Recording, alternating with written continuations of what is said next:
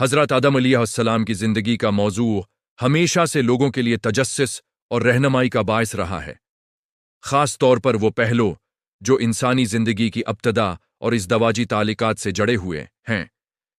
جب ہم یہ سوال کرتے ہیں کہ حضرت آدم علیہ السلام نے ہمبستری کرنا کیسے سیکھا، تو اس کا جواب ہمیں اسلامی روایات، قرآن مجید کی اشاراتی آیات اور مفسرین کی تشریحات میں ملتا ہے۔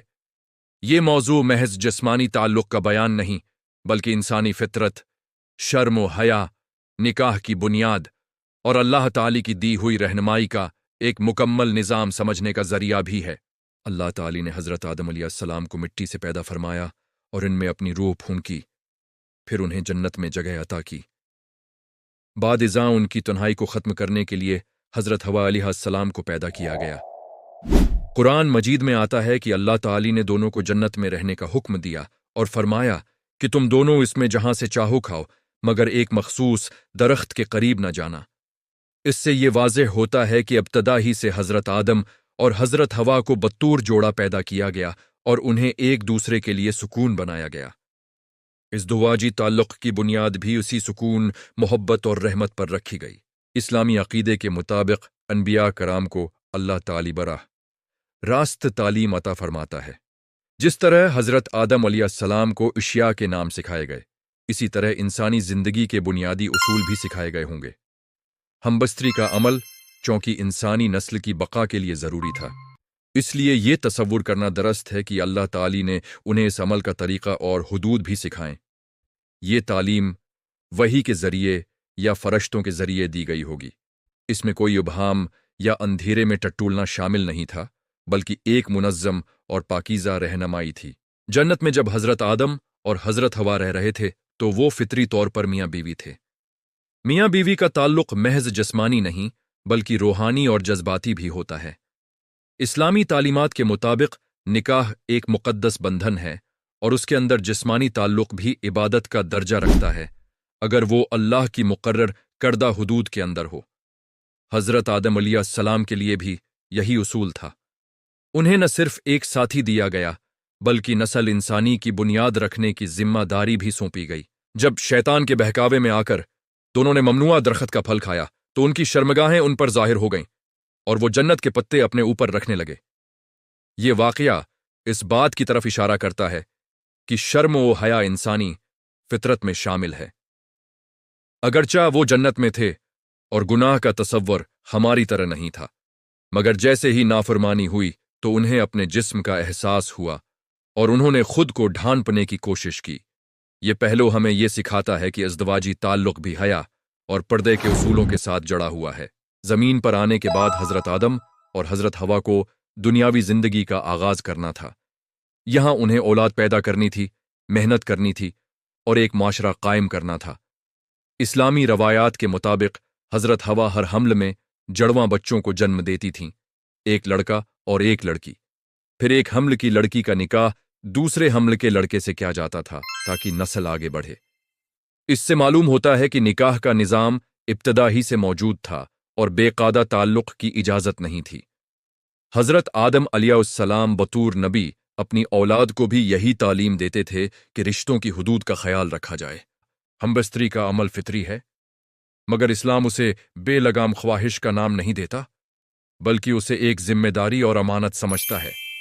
حضرت آدم علیہ السلام نے یہ عمل نہ کسی انسانی تجربے سے سیکھا اور نہ کسی دنیاوی استاد سے، بلکہ براہ راست اللہ کی رہنمائی سے سیکھا۔ یہی اس واقعے کا سب سے بڑا منفرد پہلو ہے کہ انسانی نسل کا آغاز ہی وحی اور ہدایت کے تحت ہوا۔ اس میں حیوانی پن یا اندھا جذبہ شامل نہیں تھا، بلکہ ایک مقدس مقصد شامل تھا۔ اگر ہم اس موضوع کو عام فہم انداز میں سمجھیں تو یہ کہا جا سکتا ہے کہ جیسے ایک بچہ اپنی بنیادی ضروریات ماں باپ سے سیکھتا ہے، ویسے ہی حضرت آدم علیہ السلام نے زندگی کی بنیادی ضروریات اپنے خالق سے سیکھیں۔ کھانا، پہننا، رہنا اور ازدواجی تعلق قائم کرنا سب کچھ ایک منظم تعلیم کا حصہ تھا۔ یہی وجہ ہے کہ اسلام میں جنسی تعلق کو کبھی گناہ نہیں کہا گیا اگر وہ نکاح کے اندر ہو، بلکہ اسے سنت اور باعث اجر قرار دیا گیا ہے۔ اس موضوع کا ایک اہم پہلو یہ بھی ہے کہ حضرت آدم علیہ السلام کو اپنی خواہشات پر قابو رکھنا بھی سکھایا گیا۔ जन्नत में दरख्त के करीब न जाने का हुक्म दरअसल आजमाइश थी। इसी तरह इज़्दिवाजी जिंदगी में भी हुदूद का तयन किया गया।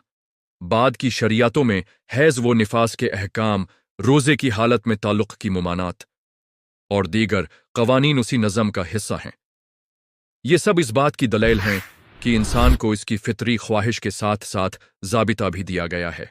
इस्लामी तारीख में मुफस्सिरीन ने उस सवाल पर ज़्यादा तफसील इसलिए बयान नहीं की क्योंकि उनके नज़दीक ये एक फितरी और सादा हकीकत थी कि नबी को अल्लाह सिखाता है। अलबत्ता वो इस बात पर जोर देते हैं कि नस्ल इंसानी की इब्तदा पाकीज़ा निकाह से हुई, न कि किसी बेराह रवी से। ये तसव्वुर इस्लामी अकीदे का एक मुनफरिद पहलू है जो उसे दीगर नज़रियात से मुमताज़ करता है। आज के दौर में जब यह मौज़ू अक्सर फहाशी या गलत मालूमात के साथ पेश किया जाता है तो हज़रत आदम अलैहिस्सलाम का वाक़या हमें याद दिलाता है कि असल तालीम किया है। इज़्दिवाजी ताल्लुक़ शर्म व हया, मोहब्बत, जिम्मेदारी और अल्लाह की इताअत के साथ जड़ा हुआ है। ये महज जिस्मानी अमल नहीं बल्कि एक अमानत है जिसके ज़रिए नई ज़िंदगी दुनिया में आती है। हज़रत आदम अलैहिस्सलाम की ज़िंदगी का ये पहलू हमें ये भी सिखाता है कि इंसान की फितरत में जो कुछ रखा गया है वो बुरा नहीं, बुरा उसका गलत इस्तेमाल है। अल्लाह ताली ने मर्द और औरत को एक दूसरे की तरफ माइल पैदा किया, मगर इस मैलान को निकाह के दायरे में महफूज किया। यही तवाज़ुन इंसान को जानवर से मुमताज़ करता है।